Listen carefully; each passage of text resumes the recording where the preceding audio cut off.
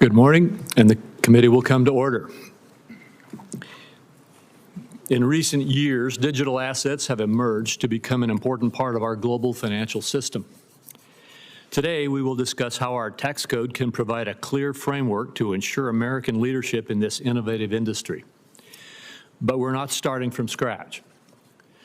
Over 2 years ago, this committee laid the groundwork for a strong bipartisan foundation when Ranking Member Wyden and I jointly released a public request for information on how Congress should address the tax challenges and opportunities presented by digital assets. The robust input we received from stakeholders showed significant uncertainty exists, and Congress should update our tax code to provide clear and durable rules of the road. Since receiving that input, the market cap of digital assets has continued to rapidly increase, and additional questions have been raised by industry. Many of my colleagues on both sides of the aisle understand these challenges and have put in significant work to develop thoughtful solutions.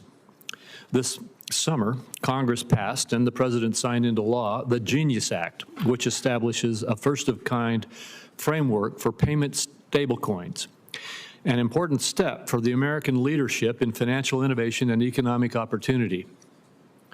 As Congress considers additional steps to further develop the digital asset architecture, the tax treatment of these assets and transactions is a necessary part of that fabric.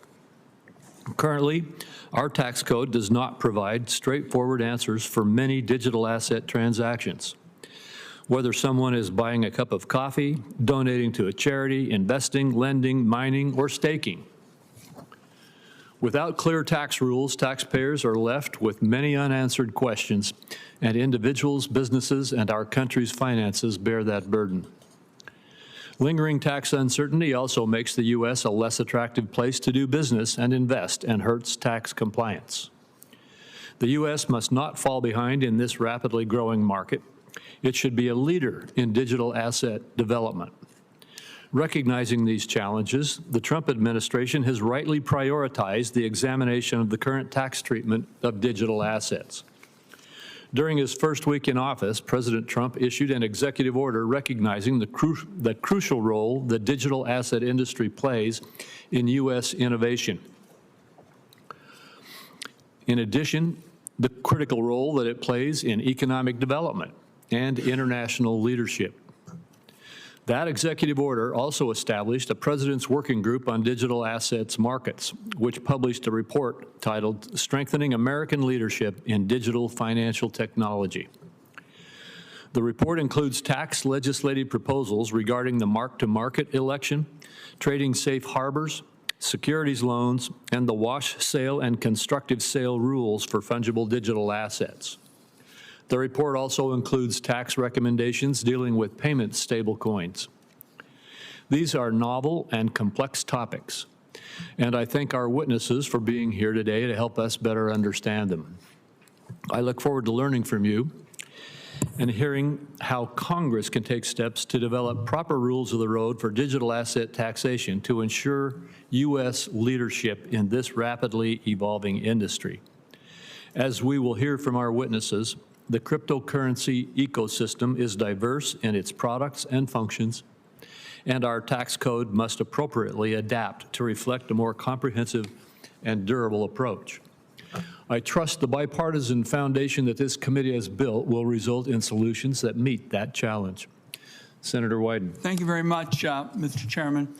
Mr. Chairman and colleagues, 10 hours into a government shutdown, and Americans are wondering this morning how they're going to afford groceries, pay rent, and even cover the transportation costs they face today. The Republican response to them? Silence. With so many people being hurt by the shutdown, and desperately worried about the hardships to come, I think it is so unfortunate the Republicans are making their warped priorities clear. I'll start with a few facts. The federal government is shut down while Republicans control the House, the Senate, and the White House.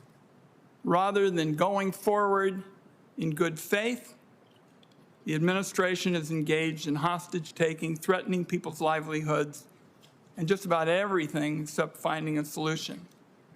Republicans don't make any real effort to hold Trump to his promises or to stick up for federal workers. They just rubber stamp whatever chaos the Trump administration inflicts on the country. That's no matter the cost. So millions of Americans now are facing a huge increase in their health care premiums.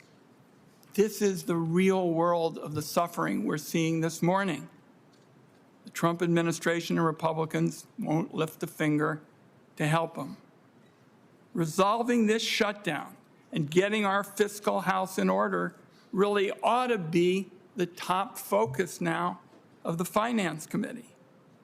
Unfortunately, there hasn't been a single hearing on the $5 trillion tax bill that was passed a few months ago. Biggest bill in history, committee with jurisdiction, not going to discuss it in a bipartisan way. On top of that, the economy is showing real signs of weakness. Jobs are fewer, prices are higher. Millions of Americans are about to get clobbered with those health care costs. Now, I do agree with the concept of working on crypto's treatment under the tax code. It's a worthy subject. I fought back against proposed rules that went too far towards dictating what code-independent developers, not exchanges or brokers, would be forced to write. But in my view, and I say that this morning to my colleagues on all sides, there's a pretty long list of major issues and problems this committee has got to look at first. As for the topic at hand, there are a lot of questions that deserve candid consideration when it comes to crypto and taxes. Right now, there's a severe lack of certainty and clarity on how tax rules apply to crypto. That's bad for just about everybody except the tax cheats. One of the effects of all that uncertainty is a big increase in the tax gap, the taxes that go unpaid every year. Back in the first Trump administration, the IRS Commissioner Charles Rettig sat in this room and testified that the real gap might be double the official estimate because of the shadowy rules around crypto. That would make the tax gap almost $1.4 trillion per year. It goes without saying, if the U.S. actually collected the taxes individuals and corporations owed, that'd go a long way to fixing our fiscal challenges. So there are a lot of other issues to consider.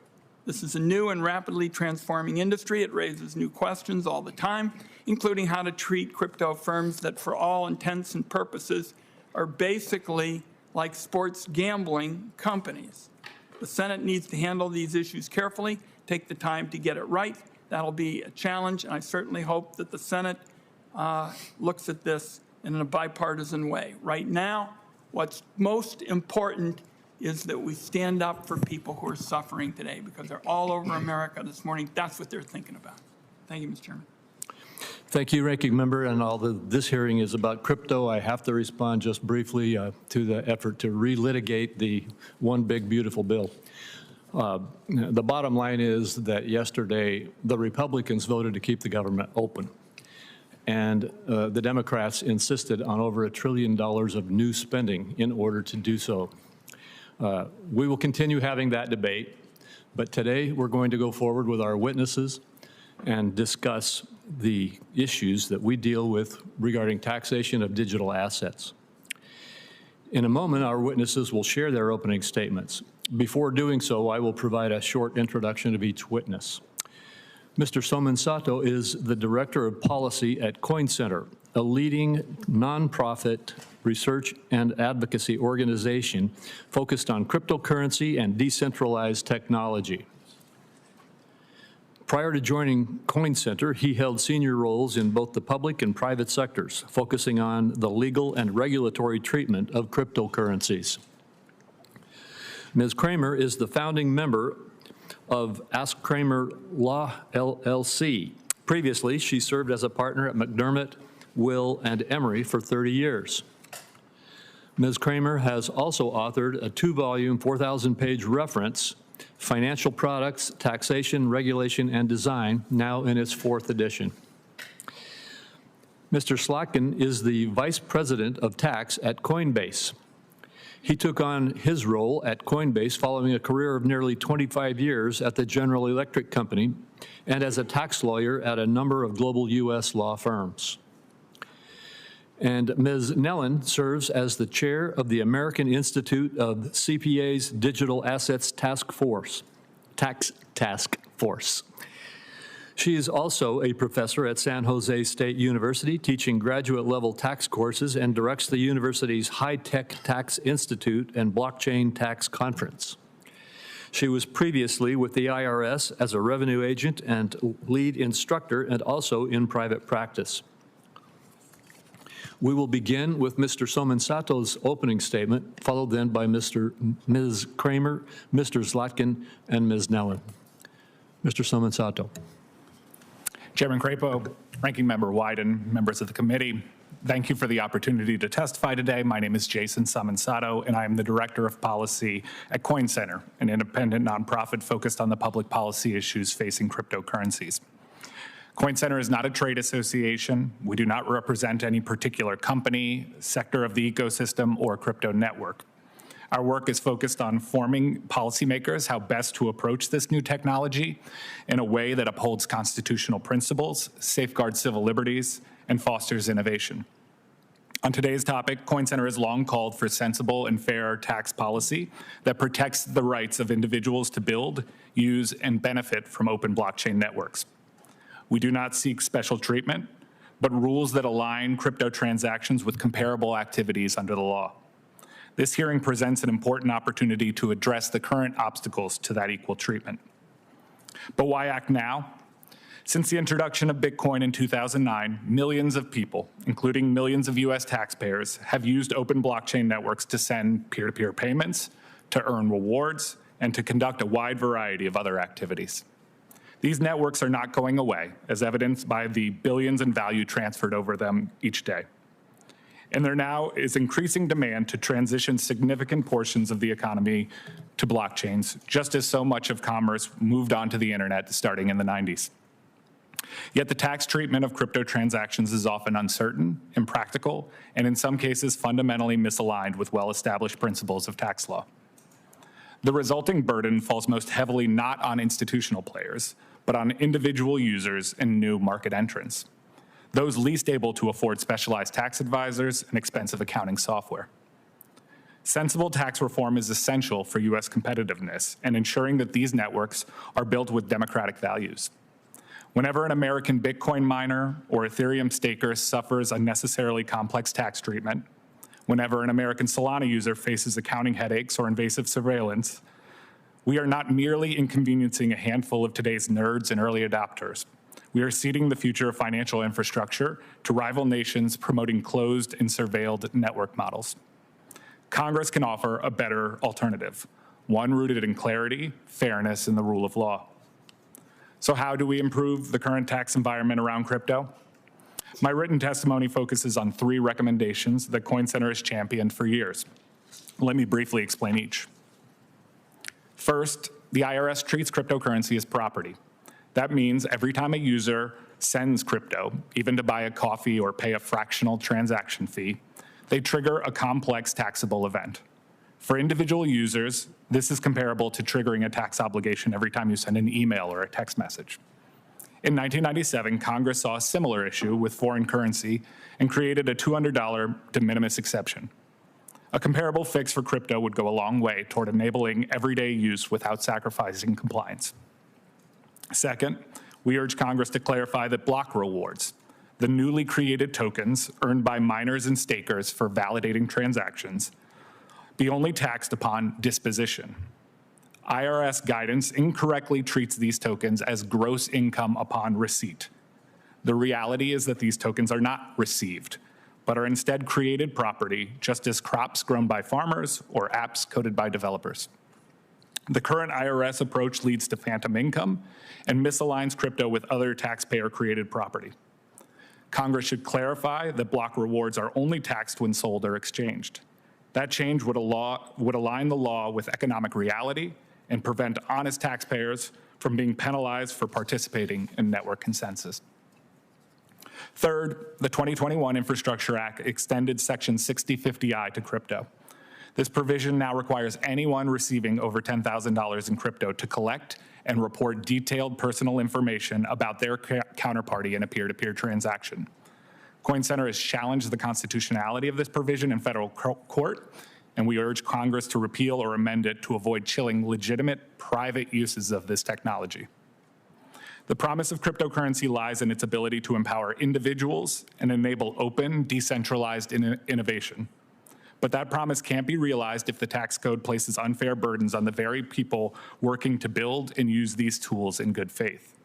Congress has a critical opportunity to modernize the tax code, protect everyday users, and ensure the United States remains a leader in this fundamental technology.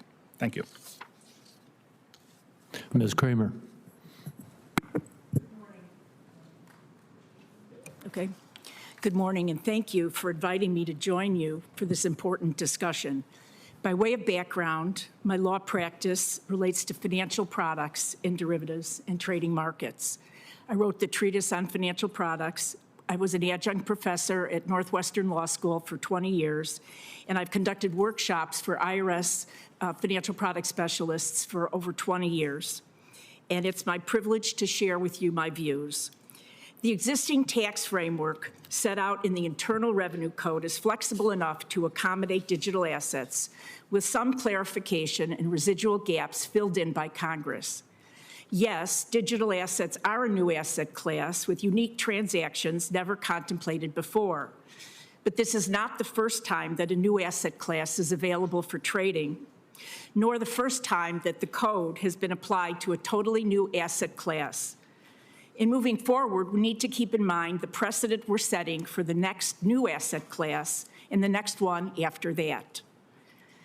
As Jason said, the IRS has repeatedly confirmed in pronouncements that digital assets are property, and the tax code determines tax character, timing, and sourcing for property. Tax character, it's either capital or ordinary. Tax timing, it's going to be based on your accounting method, and when you have dominion and control, that means the free use of the property. And source, geographic location, where the services are performed or the income is earned. As property, many digital assets also fall into the category of commodities, while a few of them are securities. And although stock and securities is defined in the code, without a code definition of commodities, the IRS has generally deferred to the CFTC as to what constitutes a commodity. We really need a code definition. So let's turn out to mining and staking rewards. The code tells us that gross income is income from whatever source derived. To have gross income, a taxpayer must have an accession to wealth that is clearly realized and over which the taxpayer has complete dominion and control. What does this have to do with miners and stakers who receive rewards for adding blocks to a chain or for validating transactions? Well, under current tax law, their rewards are taxable upon receipt once they have dominion and control. The awards are compensation for services. When a miner or staker adds a block to a blockchain or validates a transaction and subsequently sells those rewards, the second transaction is a separate taxable sale. There have also been questions about applying the mark-to-market rule under Code Section 475 to digital assets. At present, actively traded digital assets are commodities for 475 purposes. But how is actively traded defined, and which digital assets meet this definition? Congress needs to provide guidance so taxpayers can properly elect into mark-to-market as either commodity dealers or commodity traders. The scope of actively trading is unclear, and Congress needs to clarify when digital assets are commodities within the current code and what actively traded means. If digital assets are a new category, then it should be made elective for both traders and dealers to provide tax parity between digital assets and all of the other commodities. Let's finally consider the appropriateness of a de minimis exception. Precedent for a de minimis exception is available for personal use foreign currency transactions. The rationale given for granting the foreign currency exemption does not apply to digital assets because people don't need to pay for a cup of coffee with crypto, while tourists abroad have to buy things in the local currency. A de minimis exception won't solve the record-keeping and reporting obligations because taxpayers still need to keep track of all of their transactions in order to demonstrate their compliance. And if Congress decides to provide a de minimis exception, it would be providing a tax subsidy to encourage crypto investments. So the bottom line is that Congress needs to provide taxpayers with guidance as to the taxation of digital assets. Clarifications needed in key areas and gaps need to be filled. But Congress has the Internal Revenue Code to build off of, and it's a great framework to work off of. And the IRS is not in a position to handle these issues themselves. And so with that, I'd like to thank you for letting me tell you what I think about cryptocurrency. Thank you very much. Mr. Slotkin. Chairman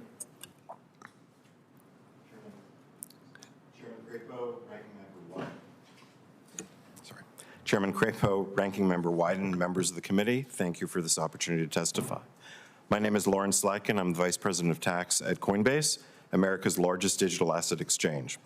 The digital asset market is no longer small or experimental.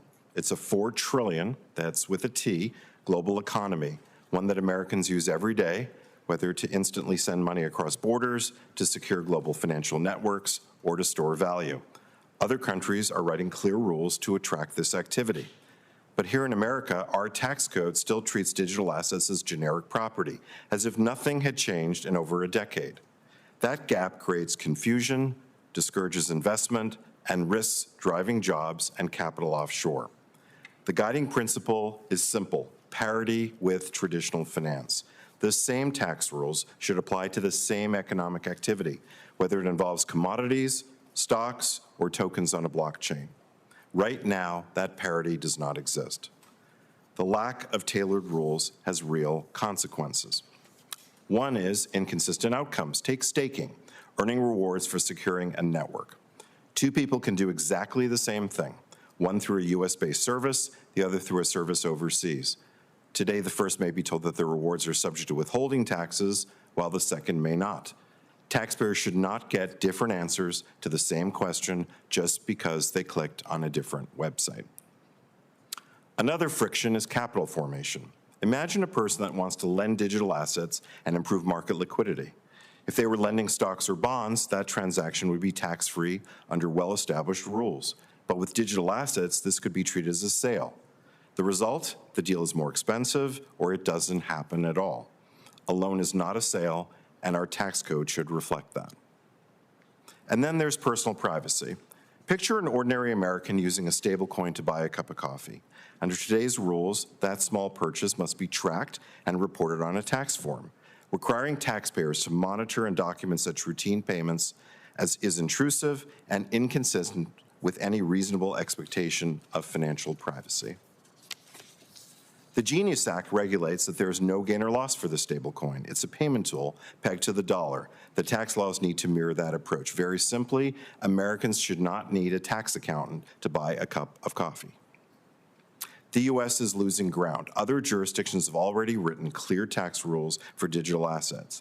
That means a business may choose to locate abroad instead of here. Along with the business go jobs, capital, and tax revenue, all because our rules aren't clear.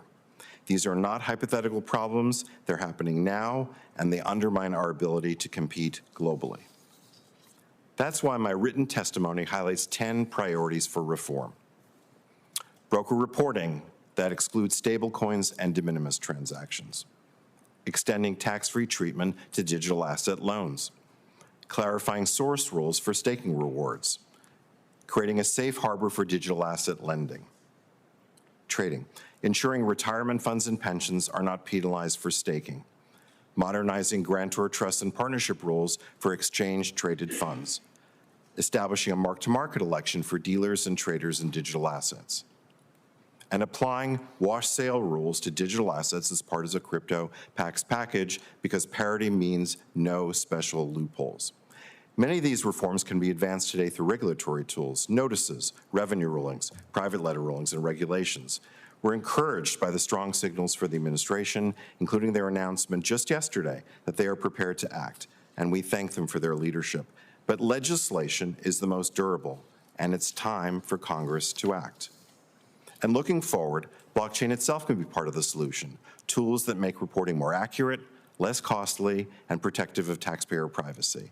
Let me stress again, these proposals are not about special treatment. They're about parity with traditional finance.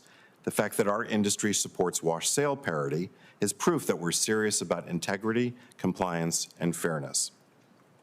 The stakes are high. Done wrong, tax policy will create confusion, higher costs, and capital flight. Done right, it will protect the tax base, enable innovation, and preserve America's role as a world financial leader. Senators, crypto is here for good, $4 trillion strong, and now is the time to bring our tax rules up to speed. Thank you, and I look forward to your questions. Thank you. Ms. Nellen. Good morning, Chairman Crapo, Ranking Member Wyden, and members of the committee. My name is Annette Nellen. I'm chair of the AICPA Digital Asset Tax Task Force and a professor and director of San Jose State University's Graduate Tax Program. On behalf of the AICPA, I'm pleased to have the opportunity to testify on the taxation of digital assets. Despite the growing importance of digital assets and the increasing number of taxpayers using them, there is still a lot of uncertainty and a lack of clarity when it comes to many digital asset tax issues. Since the initial guidance from the IRS in 2014, the number and types of digital assets and their uses has grown and continues to do so. Digital assets include not only Bitcoin, that was an initial focus of guidance, but also numerous cryptocurrencies, stablecoins, tokenized assets, wrap tokens, and non-fungible tokens or NFTs. This has further complicated the taxation of digital assets because some closely resemble securities, some resemble commodities, and others don't resemble either. Therefore, carefully defined terms will be critical in any extension of existing tax provisions to digital assets. For example, we recommend that mark-to-market accounting be extended to dealers and traders of digital assets under the Section 475 framework. The intent of mark-to-market accounting was to simplify tax compliance for assets with a value that can be readily determined, such as securities. There are many digital assets with values that are readily determined and actively traded on multiple digital asset exchanges. To extend mark-to-market accounting to dealers and traders of digital assets, Congress needs to know which digital assets would be eligible for such treatment and then specify the types of activities that would make a taxpayer a dealer in digital assets. For example, narrowly defining actively traded fungible digital assets as those traded on one or more domestic digital asset exchanges would treat digital assets similar to certain securities and commodities. This narrowly defined subset of actively traded digital assets could also be used for other code sections applicable to securities and commodities. Importantly, this standalone definition would circumvent the need to determine whether a specific digital asset is a commodity, security, or other type of asset.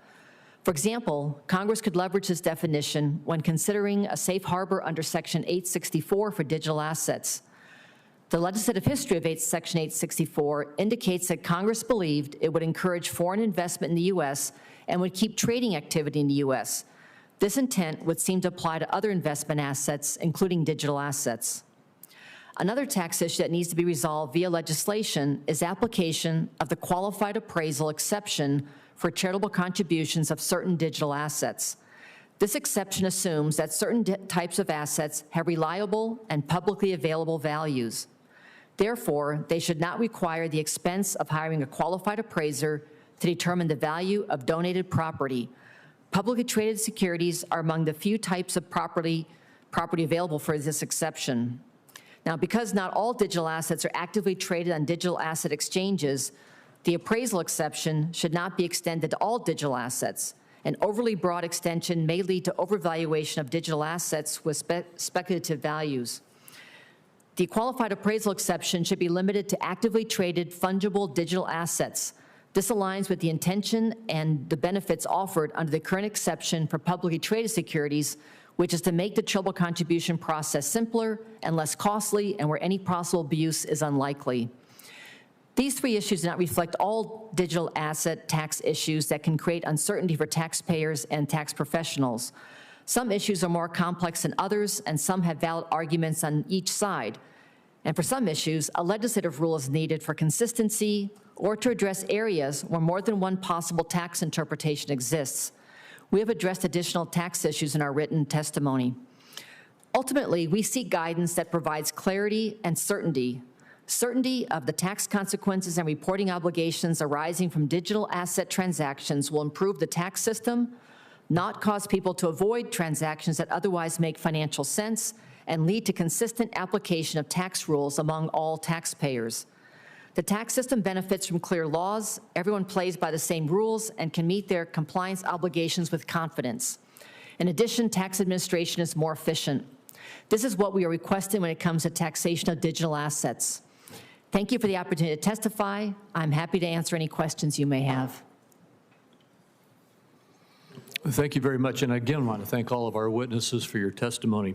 Your testimony, as well as your oral testimony, as well as your written testimony, shows just how complex this issue is and how critical it is that we get your expertise in getting it done right. I have just a couple, I have a lot of questions, but I'll just go into a couple of them. And first, Ms. Kramer, is for you. If I understood your testimony correctly, you said that you have some concerns about a de minimis rule, I'm not quite sure whether your concern was whether to have a de minimis provision or whether that we needed to get it exactly right. Could you explain what you were saying there? In my written testimony, I did go to some length about it. The problem with a de minimis exception is that it is a way that there can be abuse and people can take advantage of it. That's really what the concern is. And so talking about setting a maximum number, having an income level maybe, having a maximum number of dollar amounts, whatever. And so if there is going to be a de minimis exception provided for digital assets, then it needs to be crafted in a way that is probably more specific than the current exception that we have for foreign currency. All right, thank you very much. And Mr. Soto, you mentioned de minimis also. Do you agree with Ms. Kramer? Our position is that a de minimis exception would make sense for this asset class. Ms. Kramer mentioned in her opening statement the kind of difference with currencies where you're required to pay in a foreign country with that foreign currency. I'm not sure that's the policy justification that underlies a foreign currency exemption. To me, these assets, if you go back to the Bitcoin white paper, the concept here is to create a publicly available form of digital cash and to allow individual users to actually take advantage of what blockchains allow for, which is this peer-to-peer value transfer. You need to have a situation where the tax burden doesn't make it completely impossible to conduct transactions in that manner. And so I think there are ways to craft a de minimis exemption that would cover concerns about abuse. But I think, for example, just real quickly, like when you pay for a transaction, for example, in a stablecoin, you also have to pay like a fraction of a cent in the native asset as a transaction fee. And those like fractional cent transactions also are subject to the same tax reporting. And these are the types of difficult tax compliance requirements that make it nearly impossible for individual users to use the technology. All right, thank you very much. And Mr. Zlotkin, you emphasized parity, and I agree with that. I'd like to ask you to just maybe explain in a little more depth why you believe parity is so critical, and add to that your final comment toward the end of your testimony that we need to have Congress get this right, not just continue to rely on administrative guidance from the IRS. I've been a strong spokesman of financial parity because I think that this is a relatively new asset class. We shouldn't be distinguished or otherwise penalized compared to financial services. Is this on? Now it is. Just pull the mic a little closer. Sorry. Maybe that'll help. So we shouldn't be penalized compared to, there are a lot of rules that apply to financial services that do create clarity and durability, and those rules are not applicable to Coinbase and to other similar institutions. So I think financial parity is something that we've advocated very strongly. It puts us sort of in a level playing field with the rest of traditional finance. As to your second question about administrative guidance versus law, my own view is that the only durable way to create sort of a foundation for digital assets is to clarify aspects of the law that are unclear and put that in the code itself. Certainly, we've approached the IRS, we've approached the Treasury. They've been very accommodating. In many instances, sometimes they've been inaccessible in prior years. But I think the only way to really create a durable system functionally to last as a real foundation is the law itself. Thank you very much. And Ms. Nellen, would you like to comment on any of either the de minimis issue or on the parity issue or any other issue you think should be prioritized? Yeah, just to note, on the issue of the parity, when you've got rules like for mark-to-market lending, where you're referencing securities or commodities, without any specific rule where the digital assets fall, it can then fall upon a tax practitioner, often a non-lawyer, to figure out, might this digital asset fall into one of those categories? To avoid that, and also you end up with inconsistency as to the interpretation, if there was a category of digital assets that actively traded on a exchange would be added to those provisions, then we would have the definitive answer of, yes, I can identify this digital asset falls into that category. Then it does have consistency with securities, commodities, and certain digital assets. Well, thank you very much. Senator Wyden. Thank you, Mr. Chairman. And Ms. Nellen, thank you very much for repeatedly mentioning mark-to-market, because in our billionaire income tax legislation, which now has the support of 22 United States senators, that's one of the key concepts, and you're making it clear it is a regularized part of the tax code, and I appreciate it. Let me go to you, Ms. Kramer, on de minimis, because this is going to be one of the hotly debated aspects of this whole effort, and I want to make sure we're walking this through, carefully so everybody gets a sense of where we are. So when you use a digital asset to make a purchase, you trigger a gain or a loss, just like if you sold stock. Congress creates the de minimis rule for foreign currency so that taxpayers aren't burdened with tracking gain on personal transactions in local currency abroad. Now, this is where it gets, I think, into the debate. It's been suggested that there be a similar exclusion for digital asset transactions subject to an annual cap. Now, my question is, even if there were to be a de minimis exclusion with a cap, would you still need reporting so that taxpayers know their gains on each transaction to make sure they don't get in trouble with the cap and that sort of thing? They would need to keep track of the transactions in order to prove compliance, so that as a practical matter, it really wouldn't make a difference. We're going to ask you some more questions about that in writing, because it strikes me that even if you go forward de minimis with a cap, there are going to be some other aspects to this issue. Let me ask you about mining and staking. If a business issues unrestricted stock for services, is that ordinary income on receipt? For unrestricted stock? Yeah. It's income upon receipt. Okay. How would this work if miners and stakers received unrestricted digital assets for validation, say, validation services? Then if they don't have to pay tax upon receipt the way you would if you got unrestricted stock, then what happens is you don't have to pay tax unless and until you sell it. And you could donate it, you could bequeath it to your heirs. There's all sorts of ways that you would not pay tax on it if it wasn't taxed initially. All right. Thank you, Mr. Chairman. Thank you very much. And Senator Well, first of all, thank you, Mr. Chairman. And I completely agree that this is a hearing about a novel and complex issue. listening to testimony, looking at the written testimony, it also strikes me as this is an issue that really should be completely nonpartisan. Not that there won't be some controversies as we start talking about the details of de minimis. I literally have a couple hours worth of questions here, and I'd love to assemble a group like this and probably a broader group to just go through. But first of all, as we approach this, I would like to, kind of like the medical profession, first do no harm. I'll just quick ask you, is there a particular thing that would do harm that you've been hearing? Just quick down the list. I don't want you to spend a whole lot of time on this. Is there something that we really ought to avoid? We'll start with you. Yeah, I would say the current tax treatment of staking and mining rewards is what's doing harm, and that's one of the main things that needs to be corrected. But it's happening right now. Yes. Yeah, but I'm saying if we would write something that would do harm. I mean, but basically all of you are in agreement, we've got to provide legislation to define these things, to provide clarity. So again, I think the opportunity here is, okay, what are those things that need to be defined? And I know a number of you got very specific suggestions here.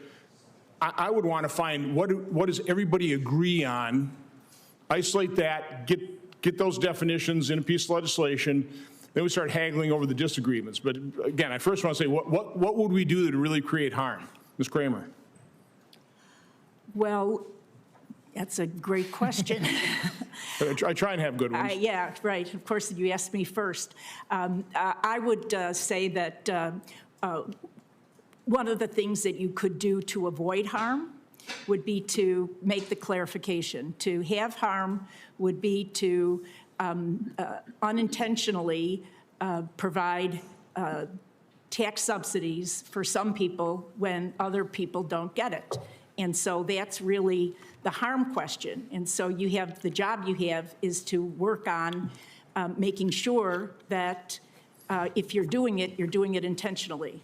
So, Mr. Zlatkin, you provided, I think 10 recommendations. By the way, were you able to see each other's testimony before you came here today? No. Okay, I would suggest you read it, and then the question I'd like to ask for the record is, what, out of all the testimony, what do you all agree on, and where's the disagreement? But Mr. Zlatkin, do you have anything in particular that you think would do harm if we would put something in legislation? Thank you, Senator. I think that my theme is that there's a lot of potential for over-reporting. We spend a lot of time on that, even in this discussion about de minimis and with stablecoins itself. There's an enormous potential. This is a democratized form of financial asset class where people can use things in ways that weren't done before. And there's a tremendous potential here for over-reporting and burdening the system. It's burdening the system for taxpayers, and it's burdening the system for the IRS. So let's take reporting today, and if you enhance this by over-reporting, by not including a de minimis rule, you're going to have billions of transactions that taxpayers are going to have to report, keep track of. I don't think most taxpayers are prepared for that result. It'll probably hinder the growth of the industry. It will also when you talk about reporting, again, I want to always keep things as simple as possible. The whole blockchain is based on pretty complex computers, which we have now, so hopefully we could be able to use something like that. Ms. Nellen, representing the AICPA, I would ask you, same question in terms of, is there something that we would do to actually create harm, but also who else, we need all the stakeholders at the table here as you discuss, again, find out what are areas of agreement, what needs definition, how should you properly define it, and start working on the areas of disagreement. So I'd also ask you, who's not represented here? What stakeholders aren't here? But first of all, is there something that we would do that actually do harm? The only thing I could think of that might do harm if there was some term added that wasn't clear enough, so it then caused people to not act or interpret it incorrectly. So making sure terms are well defined with the types of transactions that are going on today. So far as stakeholders, I think the folks that are involved, or taxpayers involved, range all over the board. They could be individuals with small investments that are doing all kinds of things, trying to stake, have no idea about record keeping, have no idea about tax consequences. You've got folks with more income engaged in these transactions. You've got large companies engaged in various transactions. And perhaps, what rule works for one might not be appropriate for another one. Because I think today there is a lot of confusion among a lot of individuals who everywhere from, I thought I didn't have to pay tax until I cashed out at some point, to I don't know how to keep records. And obviously, that doesn't excuse them not paying their taxes, but they need some kind of workable guidance, awareness of tools. In fact, actually, I think even enacting legislation is another wake-up call to folks. Hey, you need to be paying attention to what you're doing has tax consequences, and figure them out and deal with them. So Mr. Chairman, again, I really appreciate you holding this hearing. I hope we can move forward in a very thoughtful way. Let's not do any harm. We've got to get this right. This is incredibly important. And I hope that people contact the committee. They've certainly offered to contact my office. If you're a stakeholder in this, contact us. Let's work through all these issues. Let's find those areas of agreement, and let's be very thoughtful. And again, Senator Wright, I don't think there's any reason for any partisanship in this whatsoever. And there may be some complex issues that need to work through. There'd be different opinions on that, but God, I just think this is a perfect opportunity to do something really important in a completely nonpartisan way. So again, I applaud the committee for doing this. Thank you. Agreed. Senator Daines. Mr. Chairman, thank you. It's a great topic today.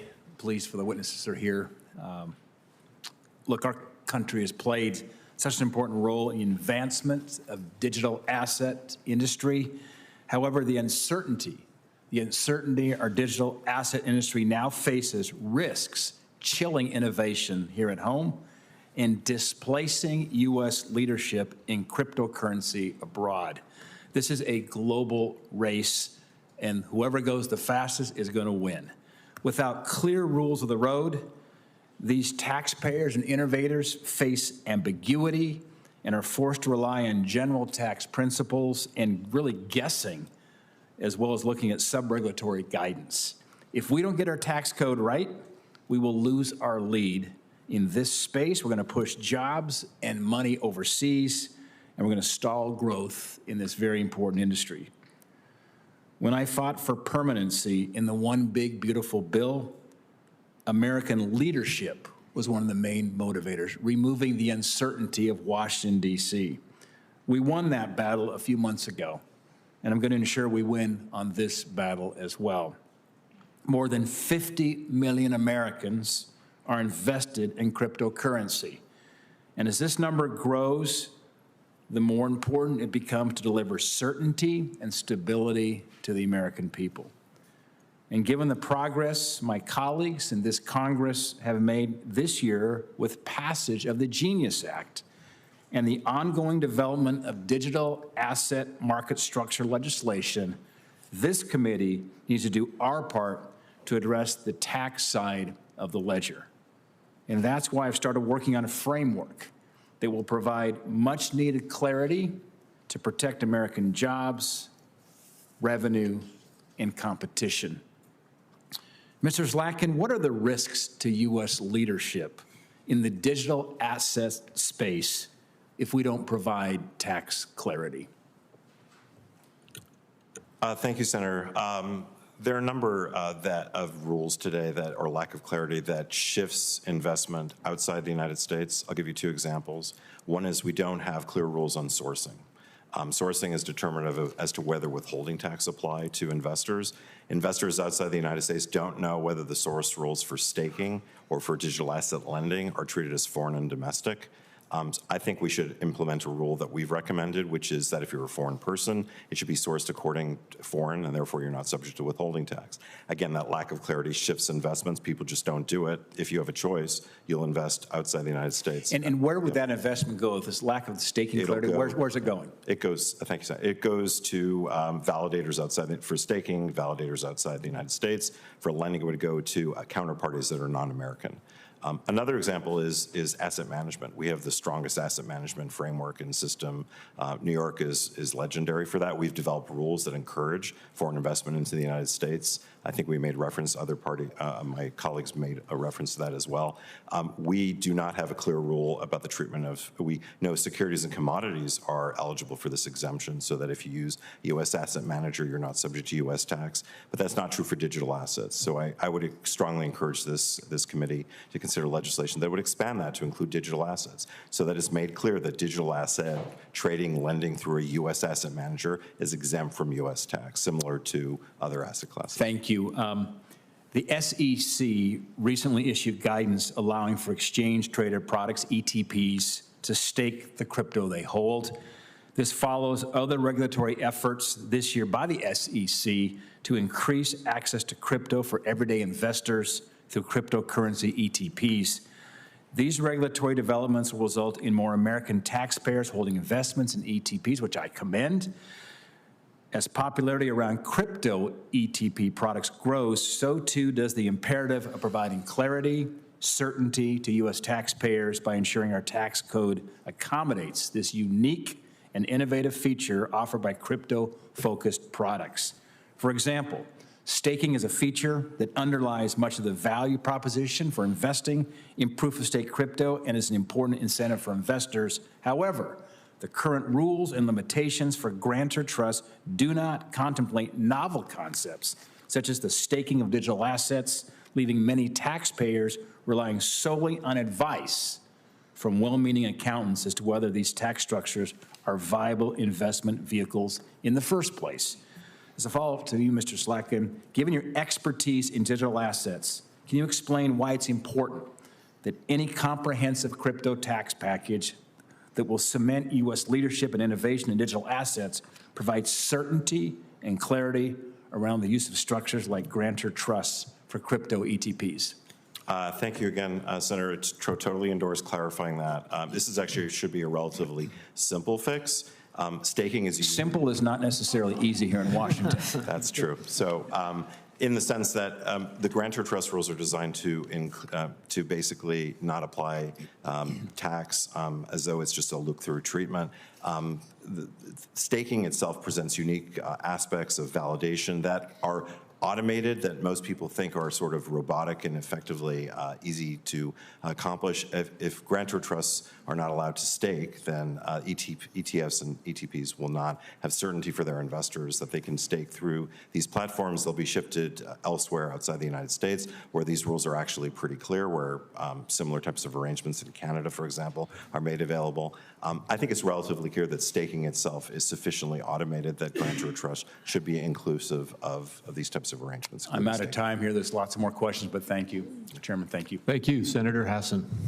Thank you, Chair Crapo and Ranking Member Wyden, and thank you to our witnesses for joining us today. Before I get into my questions, I do want to take a moment to address the federal government shutdown. While the topic of today's hearing is certainly important and I have questions for you, Congress should be focused right now on working together to find a bipartisan path to reopen the federal government, restore critical services for people, prevent health insurance premiums from doubling, and keep millions of people from losing their coverage and the care that goes with it. And so while I look forward to hearing more from our witnesses, I once again urge my colleagues to come together on a bipartisan basis for the American people. Now to my questions.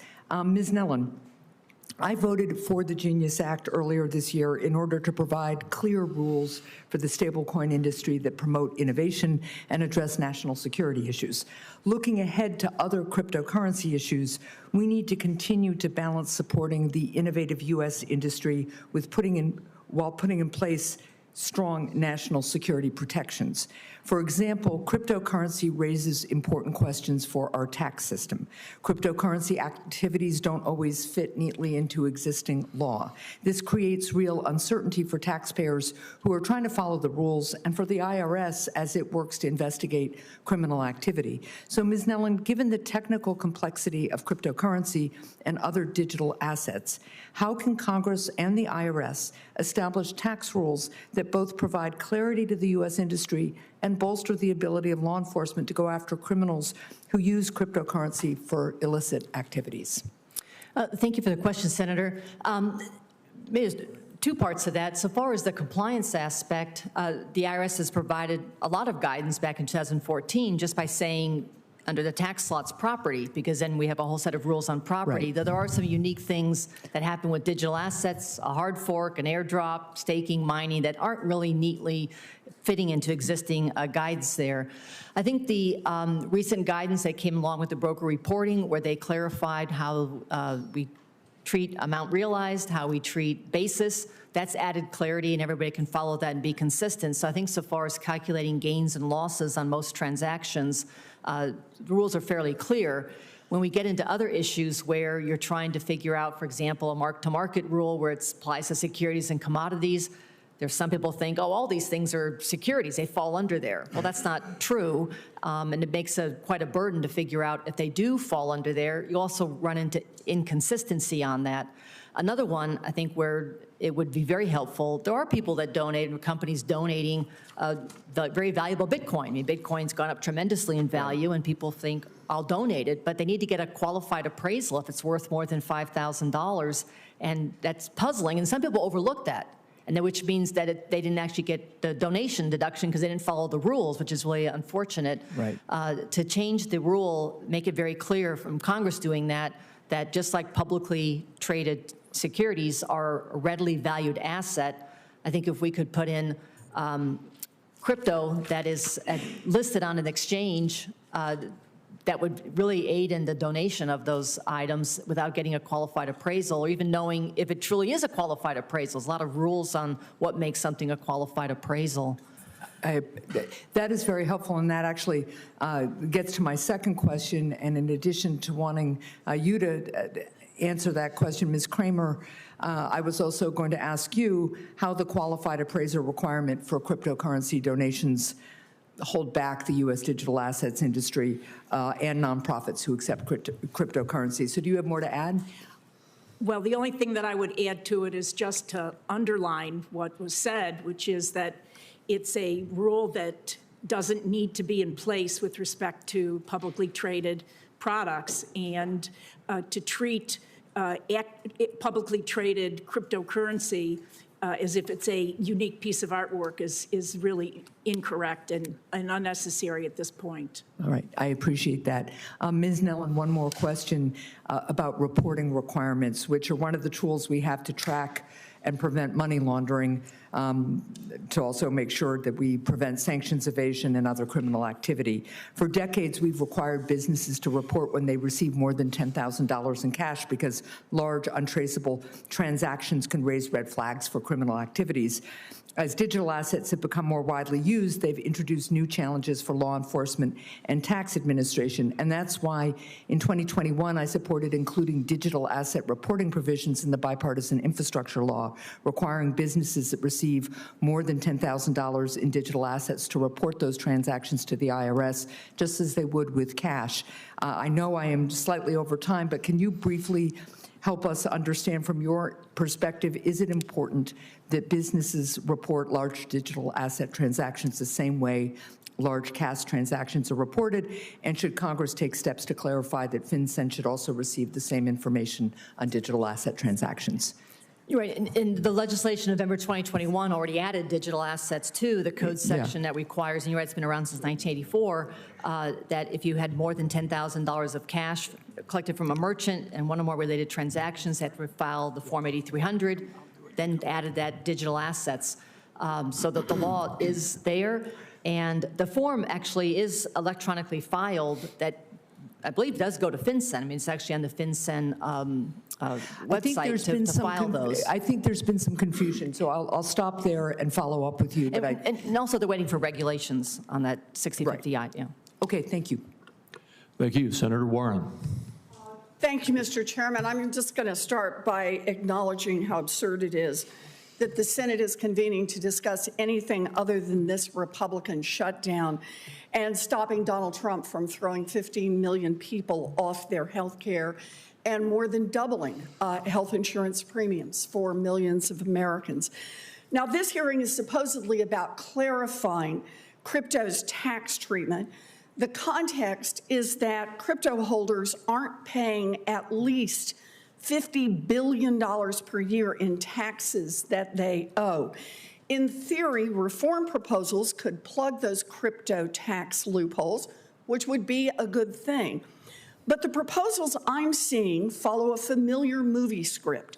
Industry lobbyists want special tax rules for crypto that will make crypto billionaires richer and give crypto an unfair advantage over other kinds of competing financial products. So I want to run through a few of those. Ms. Kramer, you're an expert on our tax law, so I've got some very simple questions for you. Let's start with a de minimis exception, a proposal that would allow crypto investors to avoid reporting income from crypto transactions under $300. If someone bought $300 worth of gold or $300 worth of Apple stock, would they be required to report any income they made from those transactions? Yes, they would. All right. If crypto investors get this de minimis exception, would they pay less in taxes than traditional stockholders for precisely the same kind of transactions? They would pay less. All right. The Joint Committee on Taxation estimates that this proposal alone would be a $5.8 billion tax boost for the crypto investors. So let's do a second one. An accountant who runs his own business, gets paid for updating books and records, just standard stuff. In the crypto world, miners and stakers get paid for updating the blockchain, crypto's financial ledger. The accountant, of course, pays taxes on their income when they receive it. But one crypto industry proposal would allow miners and stakers to delay paying taxes on the crypto they earn as income until they sell it, which could be many years later, if ever. Ms. Kramer, if this provision passed, would the miners and stakers effectively pay less in taxes than accountants, even when they are doing almost exactly the same work? They would pay less. So that's right. And the estimate here is it would be to the tune of about $4.3 billion, according to the JCT. So let's do a last one. Professor Nellen, you teach tax law. If a business receives over $10,000 in cash under current law, they have to submit additional reporting to the IRS and to FinCEN, in large part so the government can spot money laundering and criminal tax evasion. I think you were talking about that earlier with Senator Hassan, right? Right. Okay. So one proposal the crypto lobbyists have been floating would exempt crypto transactions from that requirement. Would that proposal make it more or less difficult for law enforcement to counter crypto money laundering and tax evasion? Well, given the purpose of that provision, and it is already part of the law, it was added back in November 2021, but waiting for regs to make that effective, that is the purpose of it, to help identify where there is just a particular use of that. Some differences, though, between cash and crypto is, on a cash transaction, the customer is most likely right in front of you. That would not be the case. But I understand that crypto has put out its reasons why it wants an exception. All I'm trying to get at each time is the crypto lobbyists are crawling all over Capitol Hill. And what are they looking for? They're looking for special rules for crypto, and not special rules that sometimes make it more expensive to operate crypto and sometimes make it less expensive, not special rules that sometimes makes it easier to track crypto transactions and sometimes makes it more difficult to track crypto transactions. It's that every one of these special rules tilts in the same direction, and that is for anyone investing in crypto to pay less than the equivalents elsewhere in the financial system, and in this case, to make it harder to track what's happening in crypto transactions if they are being used for illegal purposes. Look, I'm all for getting rules that are appropriately tailored, but I think we should abide by the same principle that we have used for decades in Congress, and that is same basic transaction, same kind of risks means we need the same kind of rules. And that should be true for crypto, just like any other financial product. Thank you, Mr. Chairman. Thank you. Senator Young. Well, thank you, Mr. Chairman. It's very important. I know a number of our colleagues have brought up the government shutdown. We've had an opportunity recently. We'll continue to have opportunities to vote on a clean continuing resolution, we can immediately open government up again. So let's keep that in mind. This is a great hearing and an important hearing. This hearing on the taxation of digital assets comes at a critical time. Around the world, countries are grappling with how to regulate cryptocurrency and blockchain technology. These technologies, of course, hold promise for innovation and financial tools, but they also raise concerns, which have been articulated today by many of my colleagues, about transparency, compliance, and national security. The IRS's revenue ruling 2023-14 has highlighted some of these challenges. Many worry that the ruling is premature, difficult to administer, and inconsistent with longstanding tax principles. Taxpayers want to comply, but they need rules that are clear, practical, and fair. The President's Digital Asset Working Group report published in July has suggested that staking rewards should be taxed based on when there's a realization event, that is when those assets are sold or exchanged, not at the moment they're created. Mr. Samansato, if the current revenue ruling 2023-14 is inconsistent with these principles, should the IRS consider rescinding it and replacing it with guidance that defers taxation until disposition, just like with other types of property, until Congress weighs in? Yes, we've called for that at Coin Center for several years since the guidance has been issued. Thank you. Mr. Zlatkin, how does leaving revenue ruling 2023-14 in place affect the U.S.'s ability to attract innovation and capital in this space? Thank you, Senator.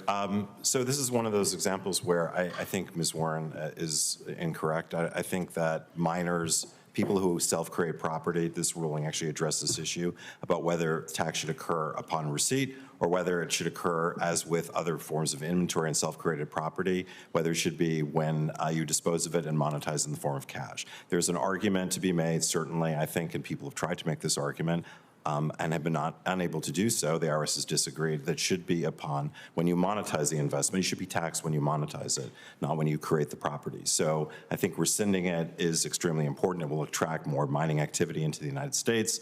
We discourage that by taxing parties only when they receive the mining rewards themselves or when they stake through validators within the United States.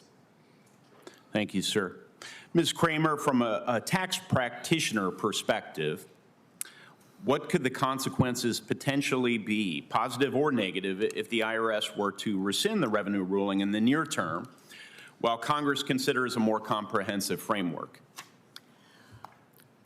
Well, it would be different from what the interpretation of dominion and control is, where you have access to it. And the difference is, the issue is, as Mr. Slatkin said, that is it self-created property or is it income that you've earned for performing a service? And so that's really what the issue is here. And self-created property is very often something that you livestock, or you bake a cake or whatever. And the issue is the creation of the adding the block or the getting the reward going to be treated as a service, providing a service? And that's really what the issue is. Thank you, Ms. Kramer.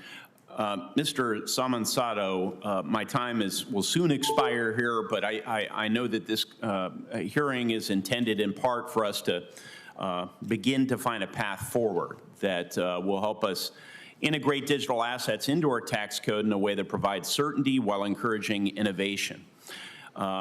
Sir, while digital assets are evolving quickly and Congress risks being a step behind, from your perspective, what principles would you emphasize should guide us if we want to design tax rules that remain relevant and workable even as technology continues to advance? Yeah, so I think it's a couple. I think one is putting kind of the individual user first, right? These networks are meant to be democratizing forces for transferring value between people. And a lot of the language that we use even up here is around like corporations and the indications of like how that impacts their tax accounting. So I think that's important. And then I think the other principle that's really important to keep in mind is distinguishing like how this technology works. For example, going back to the question of staking and mining rewards, right? A lot of times we've talked about like stock issuance or compensation, but these assets that are created by these rewards are not something that is being paid by some third party, right? Like this is a computer program that's generating these assets. And I think understanding that kind of foundational, like how the technology works is really important to getting these questions right. Thank you. That last bit will keep me thinking. Yes, Chairman. Thank you. Senator Cassidy.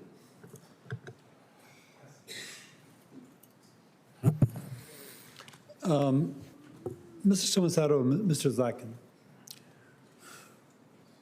I've been struck that people's medical data is commonly used by people who make billions, trillions of dollars, but their data doesn't contribute anything to their own financial welfare.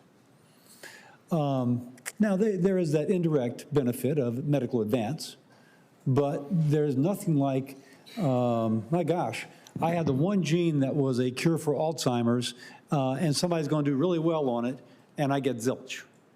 Now, we've seen litigation on this in the past, and now I think there's informed consent that your data can be used. But I think it would incentivize Americans and it would share the wealth if you could actually have a distributed ledger in which the monetary value of my contribution would accrue to me with financial advantage. Does that make sense, or am I speaking too kind of like highfalutin? No, it makes sense. Yeah. So how do you do that practically? How could you make it so that if Senator Crapo's lab test and clinical data were used to, or 23andMe, which has been monetized, but not accruing to the benefit of the person who's contributing the genetic material. How do we set up that system where it would accrue to my advantage as well? Not entirely, but to somewhat. Any thoughts on that? I mean, I think as an initial matter, I would say it's an incredibly complex problem, but it's the type that developers in this. Now, why would it be complex if we say, okay, everybody's data is going to be tagged with a wallet, and we're going to track it as to who is using it, and whenever it is used, there'd be some, system, for example, there might be 10% of all shares of a certain product, which will be distributed among those who contribute clinical data, that sort of thing. So I think probably like one topic that comes to mind is you're putting people's health data on a blockchain, which is generally publicly available information. Now, you wouldn't have to put their data on blockchain, you just put the wallet on blockchain.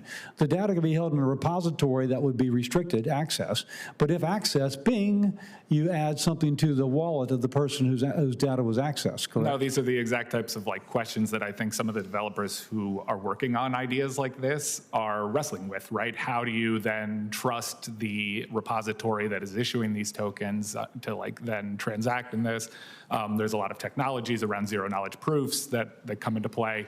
We recently wrote a paper at Coin Center about dealing with digital identity on the blockchain and how this can work from a technical perspective, but also some of the policy changes. Now, will this be entirely worked out by the market or by private industry, or does it need enabling legislation? I'd have to get back to you on that one.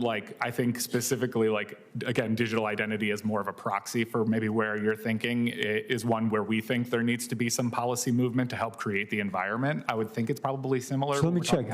Does anybody else have a comment on this? Mr. Zlakin? Thank you, Senator. I think you should come and work for Coinbase because I think you're full of brimming with ideas. Can I say that a little bit? You should come and work with us at Coinbase on new technologies and adapting the blockchain. I would say this. I think your comment is really based on the promise of DLT, decentralized ledgers.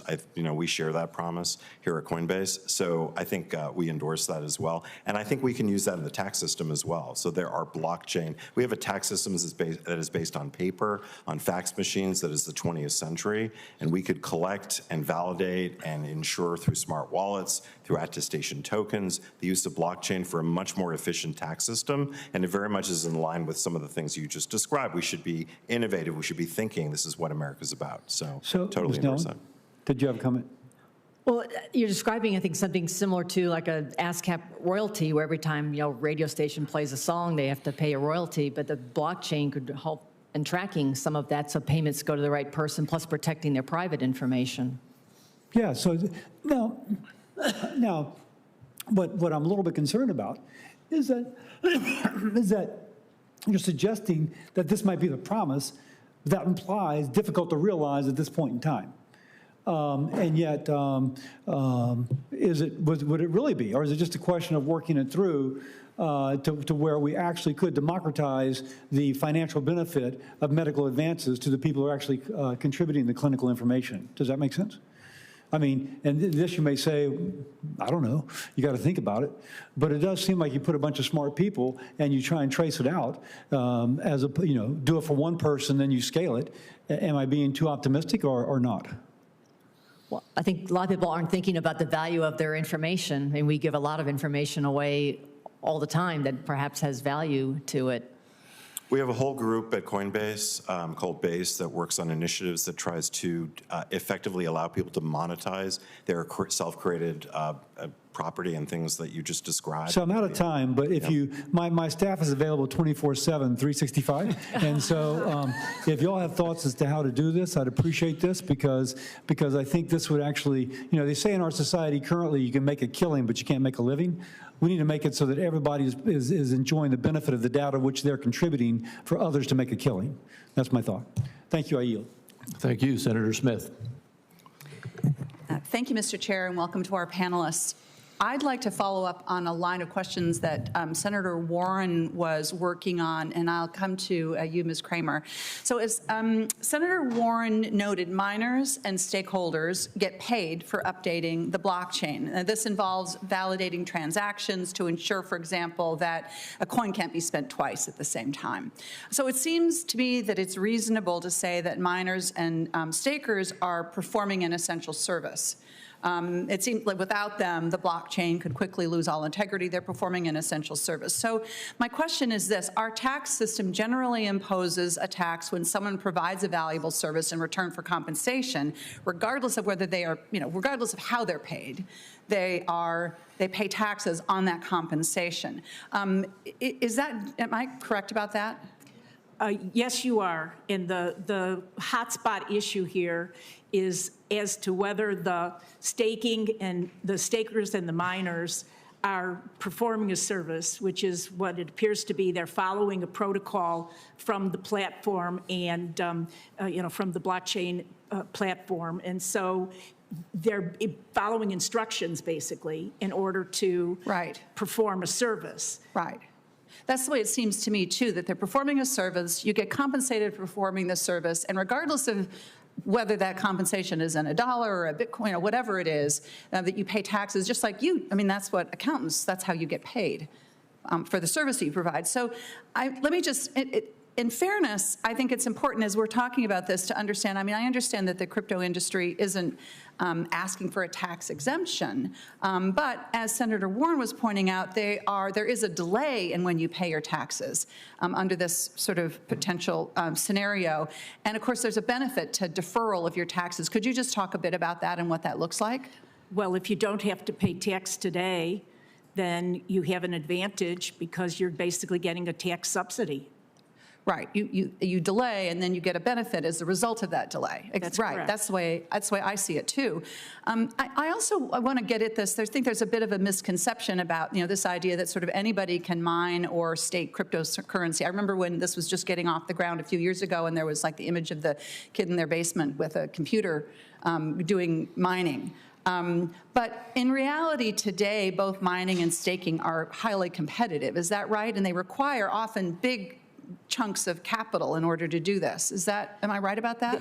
That's true, although small participants are able to participate through partnerships or joint ventures or through Coinbase. You might end up pooling or in some way coming together in order to participate. But it just seems to me that if you are allowing for a deferral of paying taxes, that is a way of actually benefiting, the big guys just as much as it's benefiting and maybe probably more than the little person who's trying to get going here. I mean, is that how you see this? I mean, most of the benefit here is going to the big guys. Well, the benefit is going to be going where the capital is. And Right. the capital is going to be with big. Exactly. The big guys. Exactly. So yes, that's true. Exactly.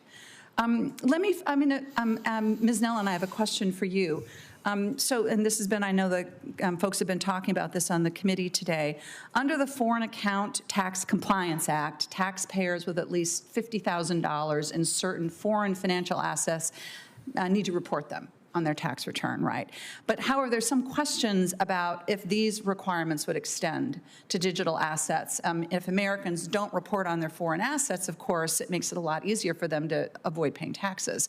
So my question is this: if it's relatively easy for U.S. investors to get around geographic restrictions and to trade on foreign crypto exchanges or transact with foreign crypto wallets, if we take that into consideration, how should we be thinking about these reporting requirements to eliminate that incentive, that perverse incentive? Yeah, I think part of that ties to the IRS clarifying the guidance as to what's considered a foreign financial asset that would be reported under that FATCA rule. To be explicit, when would your digital asset, which is just out there in the ether, when would it be considered a foreign asset? Because it's being acquired from a foreign exchange. So I think just more clarification on that would make sure it was reported. I'm guessing some of that actually is getting reported by practitioners and taxpayers today, but I think just more clarity from the IRS on what would fall under there. Right. Less clarity equals more opportunity to avoid. Or just overlooking it. People just might, I mean, I think sometimes people might not even be aware that they've got a foreign, or the preparer might not be asking the questions because of the complexity of how they might own these assets. Thank you. Thank you, Mr. Chair. Thank my colleague, Senator Whitehouse. Thanks very much. This is, I'm going to make an off-topic comment and then an on-topic comment. The off-topic comment is because the elephant in the capital city today is that our Republican colleagues and the president have shut down the U.S. government as of last night. And they've done so for a really extraordinary reason, which is to take away Americans' affordable care health benefits. The affordable care health benefits don't just land in Democrat states, they land in Republican states. Polling shows that Republicans want, real live voting Republicans want, the affordable care benefits to be extended. So all we're asking is that Republicans do something that they should be doing anyway because it's the right thing to do and because it will benefit their own constituents and because their own constituents actually want it. That shouldn't be a hell of an ask. But it's an ask that is apparently so awful to Republicans that they'll shut down the government instead of sitting down and talking with us about solving that problem. This is a very significant cost problem for my state. I know it's not the focus of this hearing, but this is the first hearing we've had since Republicans put us into shutdown, and I can't not discuss that elephant in the room. We're not shutting down and cutting health care benefits. Republicans are shutting down to cut health care benefits.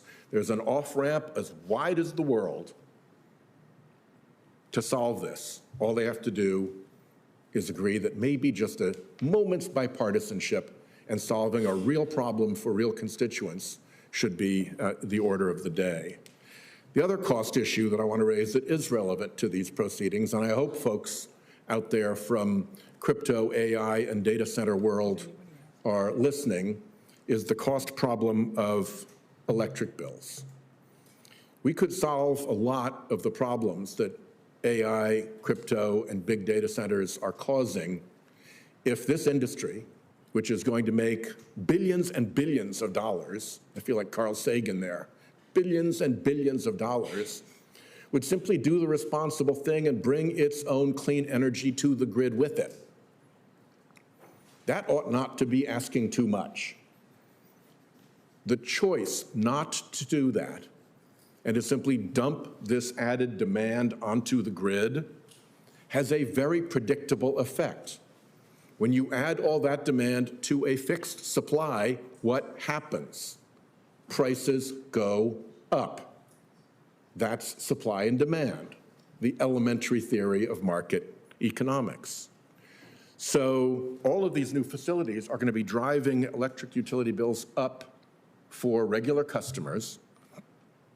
And I hope the industry will think about, I mean, I get that you've got this huge political runway with the Trump administration, and you can basically go raiding and pirating through the political world right now. But at some point, you know, you only get one chance to make a first impression. And if your first impression to the world is, we're not going to take care of our own energy supply, instead we're going to drop into your grid and make all of your electric rates go up by a ton because we're not willing to be responsible, you're going to have to live with that for the rest of this industry's life. And then it's not just added demand for fixed supply. This administration is trying to damage electric supply by taking out the clean energy sources that provided 95% of the new additions to the grid last year. For an industry that needs more electrons to sit quietly on its hands while an administration that it virtually controls on everything having to do with crypto and AI destroys the clean energy sources that can provide those electrons, I don't get it. That makes no sense. But it makes that supply-demand price increase to regular Americans way, way worse. Because now you're not just adding huge new demand onto the grid, you're also pinching off the real supply that's waiting and that is out there. And the last point I'll make, if you'll forgive me for one more minute, is that we are verging on having very serious climate-related economic catastrophes. I'm not going to go into all the details of it, but look no further than the Florida home insurance market.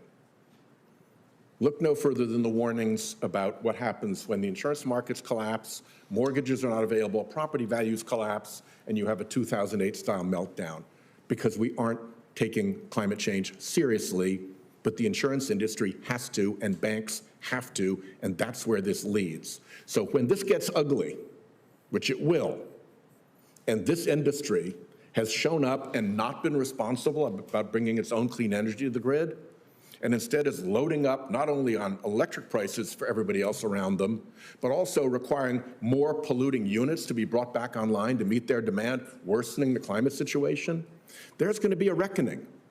And I just urge whoever is listening, who is making decisions and policy and plans for this industry, think about what you're doing to regular consumers of electricity nearby.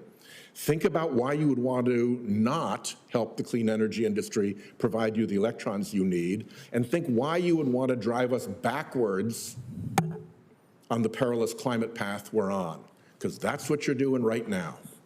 Thank you. I thank my colleague, and I want to associate myself with your important remarks as well. Senator Blackburn.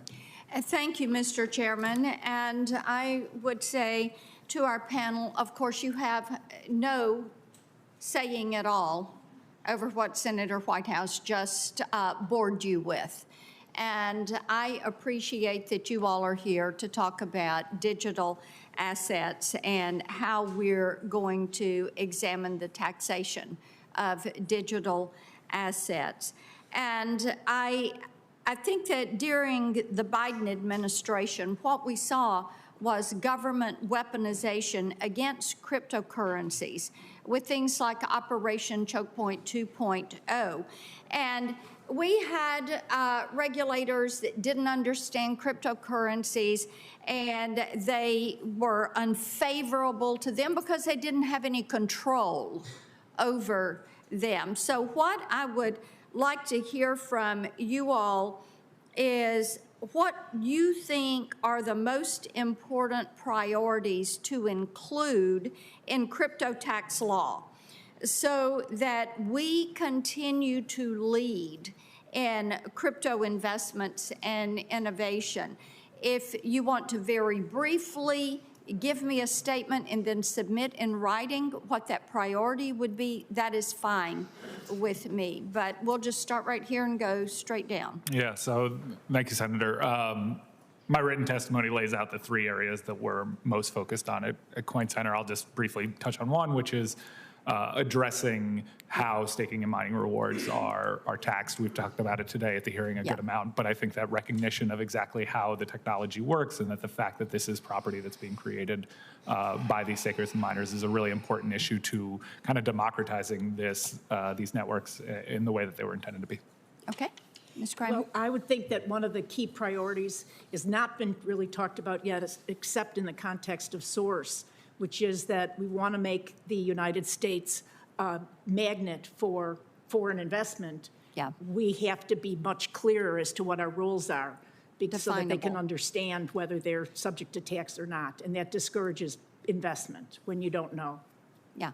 Mr. Lampkin? Thank you, Senator. We outlined 10 points that we thought, and I spoke about that in my remarks and also in my written testimony. I think what we're really focused on is just rules of the road itself. So I think we don't have that right now. So, and that is what leads to gamesmanship. Senator Lummis and I are trying to get there with it. Yeah, no, I appreciate that very much. So, there are a variety of different aspects of that sourcing rules, parity with financial services and digital asset lending, asset management, encouraging investment in the U.S., clarifying staking, grantor trust for ETFs. Again, every time we invent something new or do something different, it creates more pressure on the system, and we just do not have rules of the road to do that. So, well, and the grantor trust are an issue in that. Ms. Nellen? So far as the concept of a digitally, digital assets posted on exchange, there are various places, mark-to-market, lending, qualified appraisals, where rules are needed actually in the tax law to make that clear. Quickly coming back to the staking activity here, I think a lot of it does depend on who is actually doing the staking. Is this a small investor? Is it a big company? The question had come up, what if the IRS had just pulled the revenue ruling? I think many taxpayers would so look at, did I receive something? Is it on my records? And they would probably report that, assume they could figure out what the value was, then track that. And they might even want to do that because from that point forward, if it goes up, they're going to have a capital gain as opposed to ordinary income. And also there's some differences in how it's categorized on the staking. Is it creating an asset? Is it instead receiving something that has a bearing on expenses you incurred in that? If you're creating the asset, it goes into the basis. If you're in an investment activity and you have the expense, it is not going to be deductible. Well, and we want those here. We don't want them offshore. And yes, we need to work toward that. Mr. Samansato, am I pronouncing your name right? Yeah. Okay, wanted to be sure about that. Nashville in Tennessee is really a very friendly crypto state and a friendly crypto city. There's a Bitcoin park that is in Nashville. And what we have seen is that many of our small businesses now will accept a cryptocurrency as payment. The problem we're running into is, should that cup of coffee be a taxable event?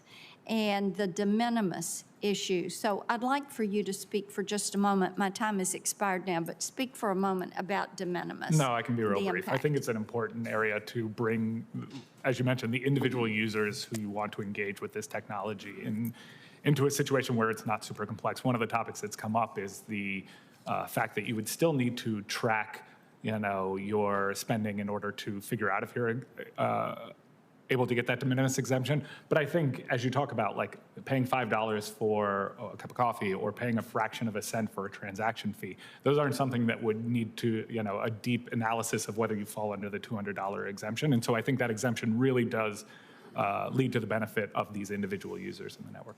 Thank you. Thank you. Thank you, Mr. Chairman. Thank you, Senator Blackman. We have now concluded the first round. Senator Wyden has another question that he would like to ask, and then we will wrap up, and I'll thank you all at that time. Thank you very much, Mr. Chairman. We haven't gotten into the question of the tax gap associated with this topic, and according to the IRS, the tax gap is nearly $700 billion per year, and that these provisions don't even include taxes on digital assets because the IRS doesn't have visibility into that sector. And I think you all were here when I mentioned Chuck Reddick's comments on the tax gap already.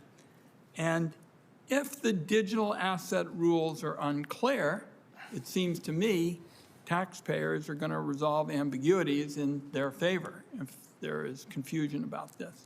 So let's just go down the row, and I would be interested in your assessment of whether I'm correct that that's what taxpayers would do, and would clarifying the rules raise revenue, and try to get each of you, our experts on this subject, get your thoughts on revenue, because I think this is a big part of the debate, and Chuck Reddick certainly lit things up earlier, and now we've got to get down to the nuts and bolts of where we go from here. Why don't we just start on the left and go down to the right?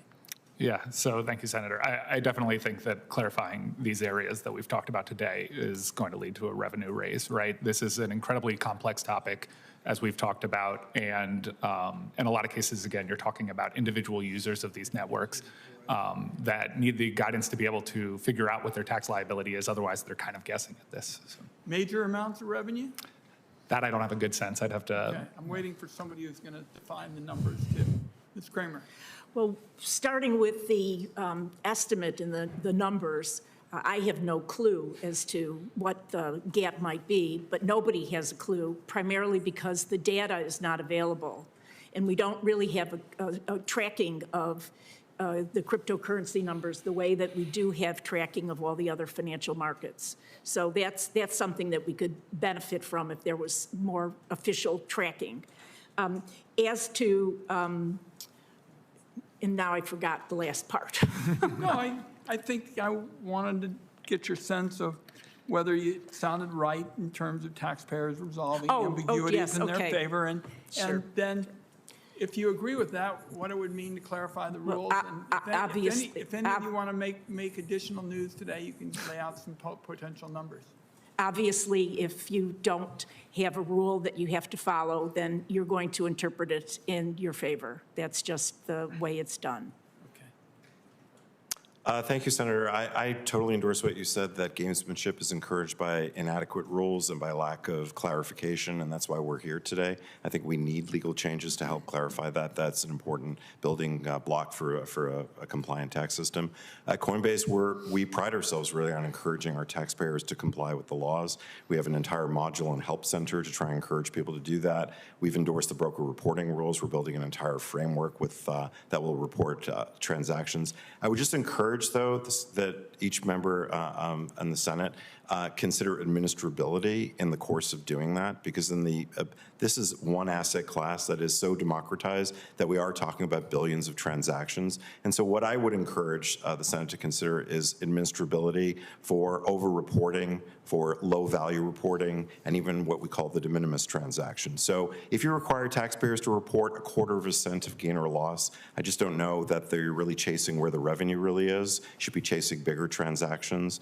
Again, if you're requiring that stablecoins, all stablecoin transactions will be reported, you're going to be deluged with billions of zero-value reporting, which to me doesn't encourage the administrability of the system, encourage fairness, and it really doesn't create a system that actually works. It will creak under disrepair. The IRS is unprepared. I think the IRS is probably unprepared today to endure or to absorb the amount of information that Coinbase alone will be providing. We're going to be testing that in a little while. So again, let's create a fair system. Let's create rules for the road. We've outlined 10 points where we think we can encourage this industry to grow within the United States. So let's do that. Let's prevent brinkmanship and gamesmanship.